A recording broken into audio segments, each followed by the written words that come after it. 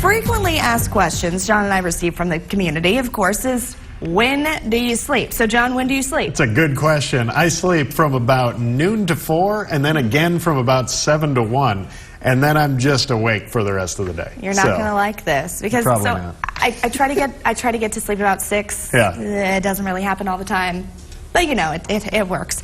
But sometimes my inconsistent sleeping habits, possibly you too, sneak up on me, and yours might be doing the same to you, and you don't even know it. So I took a closer look into what we call sleep debt and what kind of impact it might be having on you and me. There are a few necessities in life, one of them being these precious hours of sleep.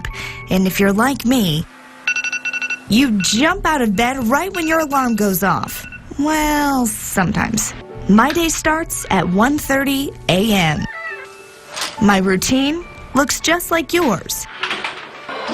And according to the CDC, you, me, and 35% of Americans probably got less than 7 consecutive hours of sleep last night. Every adult does require 7 to 8 hours of sleep. Even though you function, you're building up sleep debt. Sleep debt. But unlike your credit card, you can't wait till the end of the month to pay it off. A deposit must be made every single night. Oh, and coffee? Not accepted as payment. And if you don't, say goodbye to your mental well-being, psychological well-being, and physical well-being. Dr. Amaranath Ganta is the director of the sleep lab at Medical Center Hospital in Odessa, and he had a lot of tough love to give this sleep-deprived morning anchor. Unfortunately, there is no substitution for sleep. Now, when I forget words or sometimes even John's name... It's John Mayer.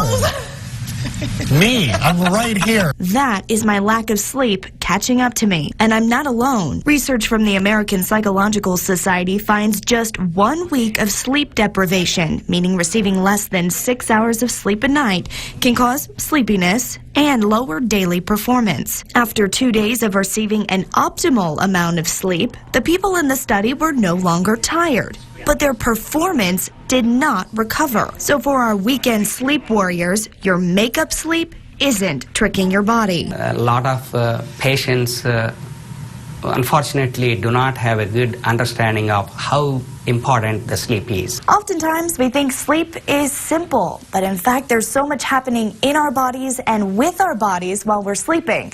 And now we're going to take a look at what sleep looks like on me. But there's one thing I need to do first. Most patients are referred to the sleep lab while caring for other major health issues like heart attack, stroke, even diabetes, because it may stem from, you guessed it, lack of sleep.